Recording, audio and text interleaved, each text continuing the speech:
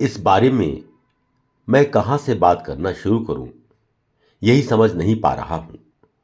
हमारे साहित्य और संस्कृति में और हमारी परंपराओं में जीवन साथी की जो भी आदर्श परिभाषाएं दी गई हैं, सीता और सावित्री को जिस प्रकार शीर्ष स्थल पर आदर्श जीवन साथी के रूप में प्रतिष्ठित किया गया है, वह किसी के लिए आदर्श हो या ना हो, किंतु मालती के लिए, मेरा मतलब मेरी पत्नी, मेरी जीवन साथी के लिए न केवल ये चरित्र आदर्श थे, बल्कि उनके व्यक्तित्व में ये पूरी तरह समाहित हो चुके थे।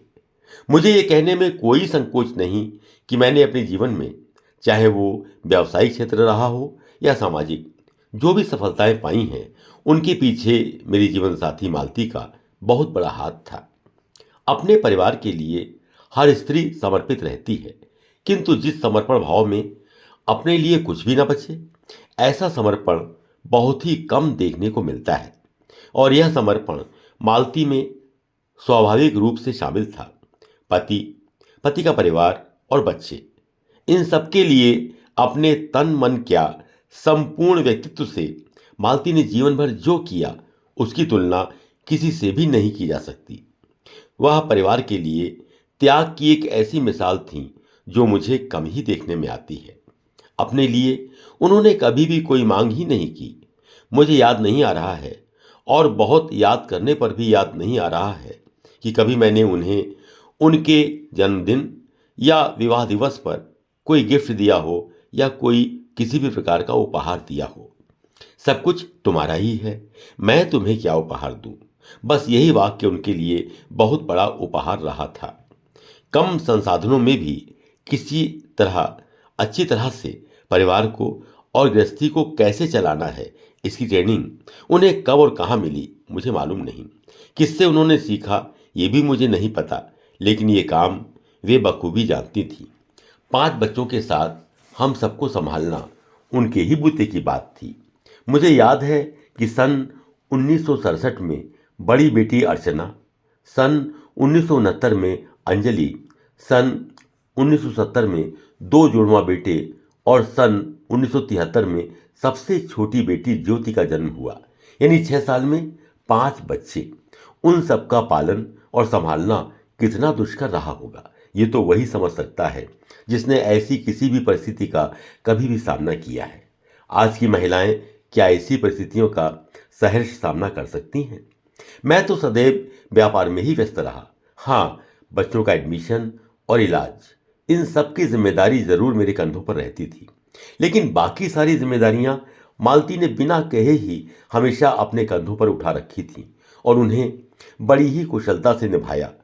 कब, कहाँ, कैसे, कितना पैसा बचाया जा सकता है, ये उन्हें खूब आता था।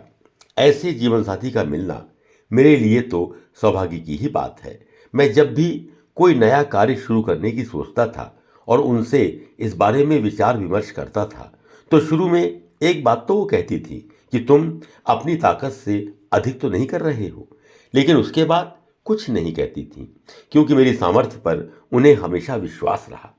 एक समय तो सन 1980 में व्यापार में पैसे की तंगी होने पर खुद उन्होंने ही जोर देकर अपने कुछ आभूषण मुझे दे दिए, जिनसे मेरा काम चल सका।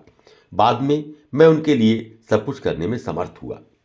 बच्चों का लालन पालन, वह भी बिना किसी तनाव या थकान महसूस किए हुए उन्हें प्यार देना, ये सब उनके स्वभाव में शामिल है और इसी कारण बच्चे भी उनसे बहुत ज़्यादा प्यार करते थे। लेकिन विशेष बात यह थी कि जब पुत्रियां परिवार में मिलने आती थीं, तो हमेशा वो ये कहती थीं कि पहले जाकर पापा से मिल लो। वह पिछले 6 साल से बेड पर थीं। मालती को आज से 6 साल पहले यानी सन 2017 में ब्रेन हैमरेज हो गया था और वह लोटस हॉस्पिटल में डॉक्टर सौरभ शर्मा के इलाज में करीब 25 दिन रहीं। उनका ऑपरेशन किया गया और दवाइयों से भी इलाज हुआ, लेकिन 3 हफ्ते तक वो न किसी को पहचानती थी और न कोई प्रतिक्रिया करती थी। मैं जब भी मिलने जाता तो मेरी तरफ बिना पहचाने हुए भाव से देखती ज़रूर थी, पर मुझे मालूम था कि वे किसी को पहचान नहीं पा रही हैं। फिर उनको आईसीयू के कमरे में शिफ्ट कर दिया गया। वहाँ वो 5 दिन रही। चौथे दिन मैंने उनसे पूछा कि घर चलोगी, तो ऐसा लगा कि उन्होंने स्वीकृति सी दे दी है। 5वें दिन थोड़ी सी हलचल और दिखाई दी तो डॉक्टर सौरभ शर्मा ने कहा कि बाबूजी, आप इन्हें घर ले जाइए, तभी इनकी याददाश्त पूरी तरह से वापस आ सकेगी। मैं और मेरे बच्चे मालती को घर ले आए और उनका घर पर ही इलाज चलता रहा। फूड नली से भोजन दिया जाता था। कमरे को 24 घंटे आईसीयू की तरह ही परिवर्तित कर दिया गया। धीरे धीरे उनकी स्थिति में परिवर्तन होने लगा। फिर वो थोड़ा थोड़ा पहचानने लगी। फूड पाइप से नली निकाल दी गई और उनकी रिकवरी होने लगी। रिकवरी होने के साथ उनकी पूरी तरह से याददाश्त वापस आ गई और उनको पुरानी से पुरानी बातें भी याद आने लगीं। सिर्फ इस हॉस्पिटलाइजेशन के समय का उन्हें कुछ याद नहीं था। वो थोड़ा चलने भी लगी थीं। उनको व्हील चेयर पर बाहर कॉरिडोर में मैं और मेरे बच्चे ले जाया करते थे और घुमाते थे। उनके लिए इनोवा कार में हाइड्रोलिक व्हील चेयर लगवाई गई थी, जिससे वो व्हील चेयर पर बैठकर हाइड्रोलिक सिस्टम द्वारा आसानी से व्हील चेयर सहित कार में बैठ सकती थीं, जिसमें बैठाकर कभी कभी हम उन्हें बाहर ले जाते थे। इस सहूलियत की वजह से वो अपने बड़े देवते प्रिय निशांत की शादी में दिसंबर सन 2018 में सम्मिलित हो सकी थी। तत्पश्चात अपनी सबसे छोटी पुत्री ज्योति और अनुराग के विवाह की रजत जयंती जयपुर जाकर मनाई। बाद में वो अपने देवते अभिलाष की शादी में दिल्ली भी गईं और अपने प्रिय पौत्र निशित की शादी में सन 2022 में सम्मिलित हुई। अभी पिछले 24 अक्टूबर सन 2023 में दूसरे पौत्र प्रिय यश का विवाह हुआ तो हिल्टन होटल में वो वहां अपने कमरे में ही रहीं।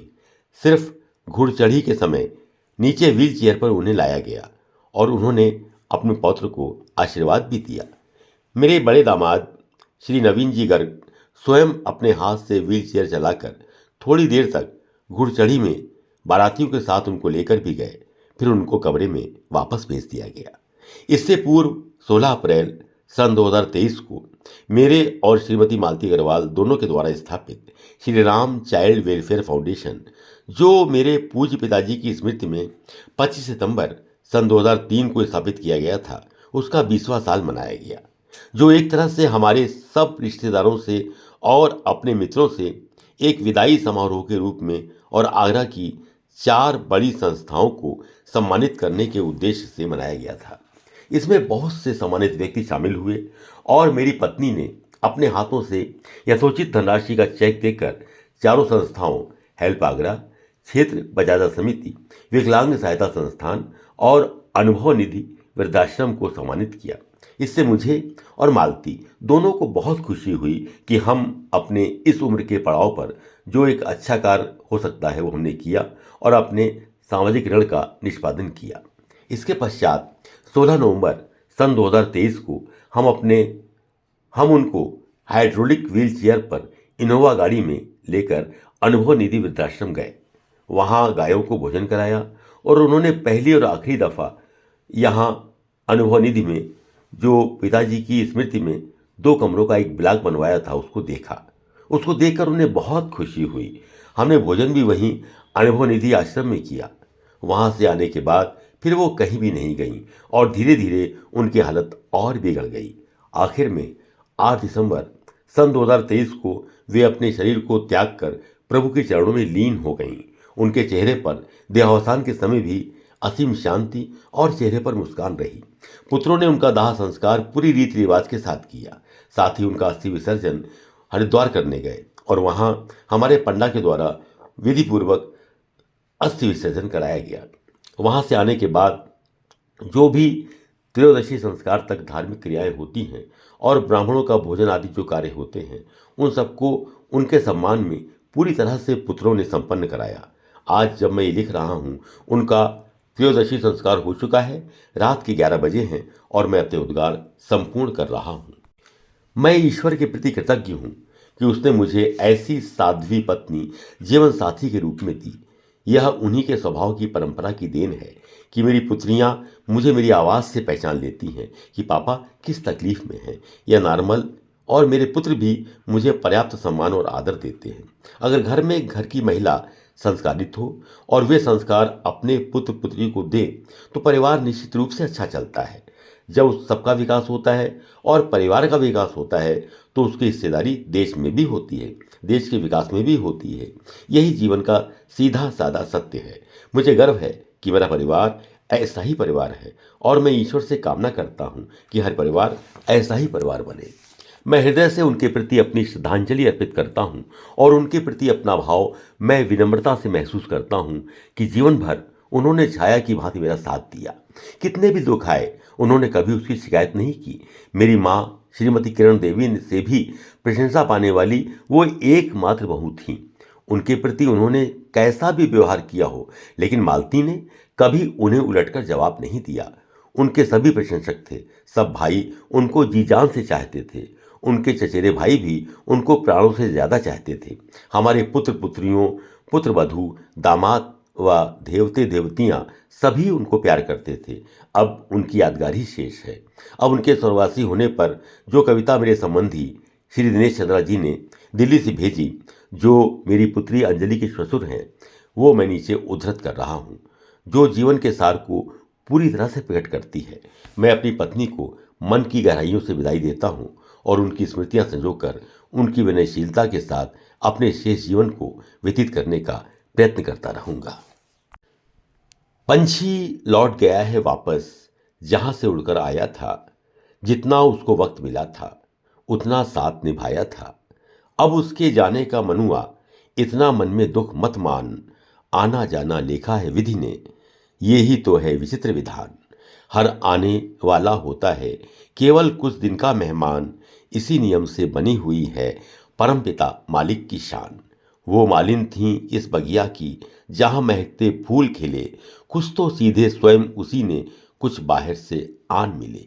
छोड़ चहकते इस उपवन को अब करने आराम गईं। नमन है उस हस्ती को जो थक कर अपने चिरधाम गईं।